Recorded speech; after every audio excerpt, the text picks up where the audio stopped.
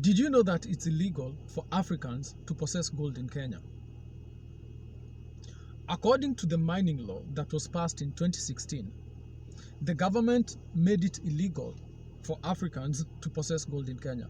In other words, if you want to own gold right now, let's say you have money and you're saying, I do not want to buy a plot, I do not want to buy a car, I do not want to build a house. I want to buy gold. Do you know that there isn't a single shop in Kenya that sells gold as we speak? Why? Because it is illegal to purchase gold in Kenya according to the laws of Kenya. And when I say gold, I'm not talking about jewelry. I'm talking about gold bars. Like if you want 10 kilos of gold right now, where can you go to buy? In Kenya. There is nowhere in Kenya that you can go and buy that gold according to the laws of Kenya. Now think about this. Gold was first discovered in the 1930s in Kenya. And from that time to present, over 600 tons of gold have been dug up in Kenya. Now what is very interesting and quite bizarre, but not surprising, is the fact that Kenya as a nation doesn't have any gold reserves. Think about that. Out of the 600 tons that have been dug up from the subsoil in Kenya, Kenya doesn't have a single kilo of gold reserves in Kenya. Why? Why do you think? Well, according to the law, all the gold that is dug up in Kenya belongs to the British. Did you know that? Oh, you are not aware of that? Yeah. All the gold that is dug up in Kenya belongs to the British. The legal process is supposed to work like this. Let's say you have a piece of land. It's your piece of land. You've bought it or you've inherited it and you've always had it. And then one day, by pure luck, you discover that you have gold in your piece of land. The legal process is this. That gold doesn't belong to you. You are supposed to go to the mining ministry and tell them that you've discovered gold.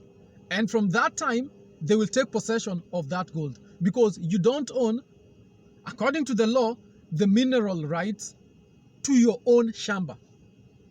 And what's going to happen is that once you declare to the relevant ministry that you've discovered gold on your own land, they will immediately give the contract to dig up that gold to the British or to the Chinese. But mostly the British, because that is what the law says. And so, let's say you don't tell them. Let's say you dig up your gold. Where do you go to sell that gold?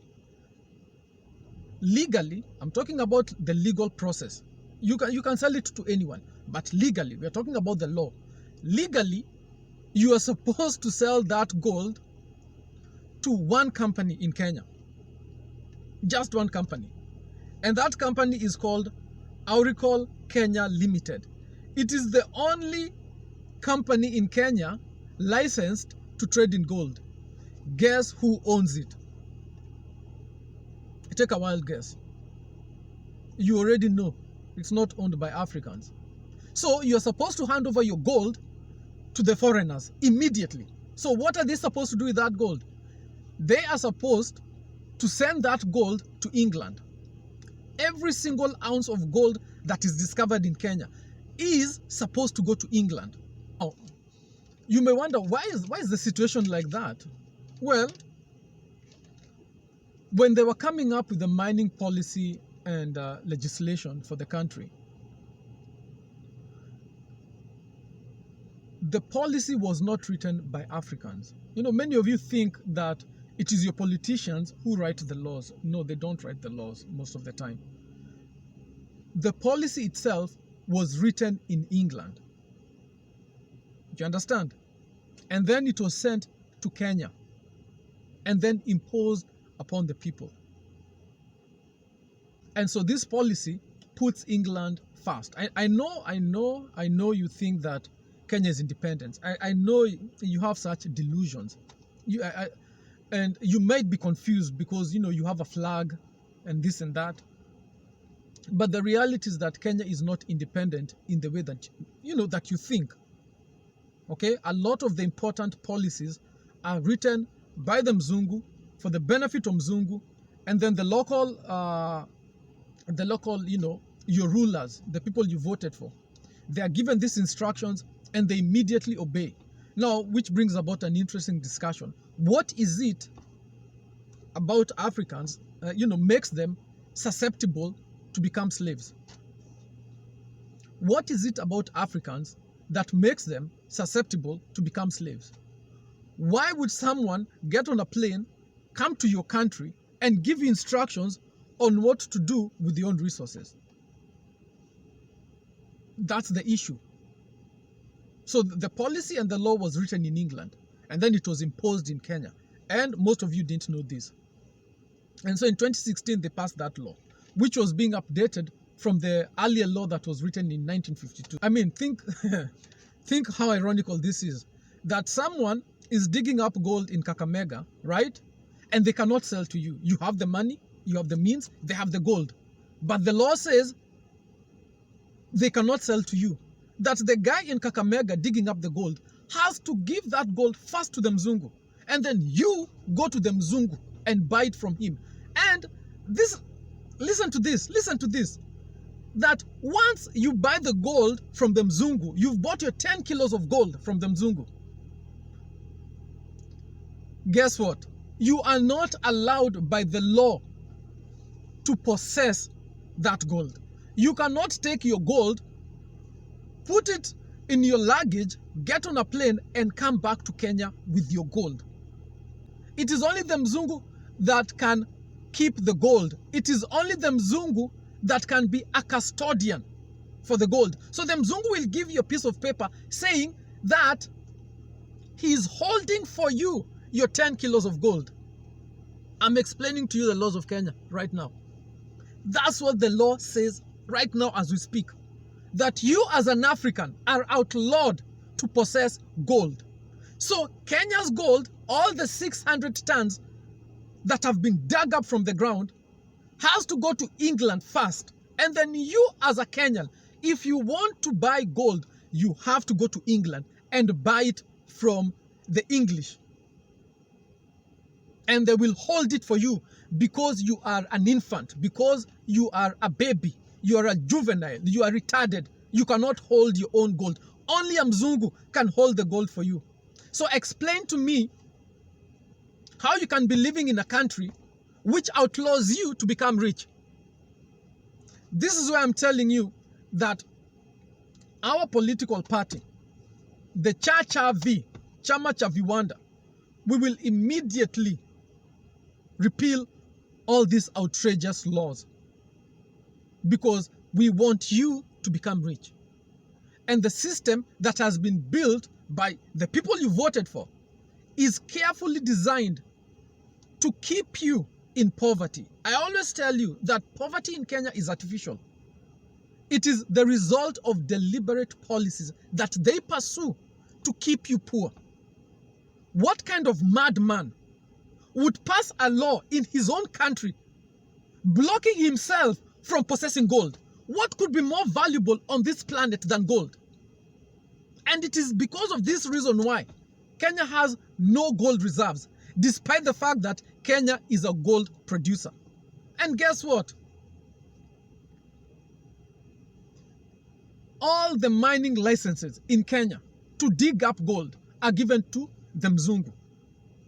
You try and go to the ministry right now and say, I too want a gold mining license. See whether you'll get it. You will understand that Kenya is not meant for you. The government exists to protect foreign interests, not your interests. They don't rule Kenya in your interest. They rule Kenya on behalf and in place of the British. Everything is done for the benefit of the foreigner, not for your benefit. You are meant to be the slave. You're not meant to be the owner of the mine. And the Africans that are digging up gold in Kenya, they are known as what? Illegal miners. And the government is always trying to arrest them and stop them. Why? So that the Mzungu can be given that space. Do you remember that story where a random Chinese guy was kicked out of, this village where he had gone to dig up the gold? So you sit and ask yourself, is there an actual government in that country? I mean, think about that. Someone shows up in your village to dig up your gold, and there's a police force, there's the army, there's the local MP, there's the minister in charge of mining, minister in charge of immigration. So you ask yourself, how is it possible for this to happen? That someone to show up in your country and go straight to own your own gold. Think about that. God gave you gold. He was like, these people don't have anything. They only have coffee. How do you survive on coffee? I'm going to give them gold. So God gives you gold. Guess what the African does with the gold? Immediately hands it over to Mzungu. Immediately. Even God is looking and is like, what can you do for these people? If the IQ is that low, what can you do for these people? You get gold, you hand it over to your enemy. And then you go back to your slum and complain that you're poor. And you just gave out your gold. You just gave up the gold, just like that. Not even produced a gun and threatened you. You just gave up the gold. How do you give up gold? Gold that God gave you, how do you give it up without a fight? How do you give that up? So what are the Africans busy doing the rest of the time? Since you're not digging up your own gold, what are you doing the rest of the time? Oh, what are you doing the rest of the time? You're seated in a slum full of poverty, and someone else is disappearing with your gold. Well, these are the laws of Kenya. So this is the reason why we encourage you to join the Chacha V party. We are the only party that is dedicated 100% to fight for wealth. We are not here to fight, I don't know, this tribe, I don't know that tribe. We have no interest. Those are your fights. We have no interest in those fights. Our fight is strictly against poverty. Poverty is the enemy. And the best cure to poverty is gold. We will take back our gold. Those outrageous laws will be abandoned immediately. And we will also advocate that all of you who are landowners, when you buy land, you also get the mineral rights to that land. If tomorrow you discover oil in your land, that is your personal oil. It has nothing to do with the government. You don't need a license to dig it up. You don't need anything. It is your personal oil to dispose of in whichever way you want. If you discover gold, it's your personal gold. It doesn't belong to the government. It's your gold. It's your land, your gold, your wealth. Thank you for watching. If you enjoyed this video, please like, subscribe, and comment below. Kenya's time has come. Our time has come. Your time has come. A time to succeed and not fail. A time to grow wealth and not poverty. A time to go up and not down. It's time for you to stop walking and drive your car. Stop renting and buy yourself a house. It's your time to get blessed. Join the CCV movement, and together let us keep poverty and unemployment out of Kenya. Become a member today. Donate what you can. And remember that the CCV is the only political organization in Kenya that is squarely built upon Christian values, unlike the rest. We'll see you next time. Thank you.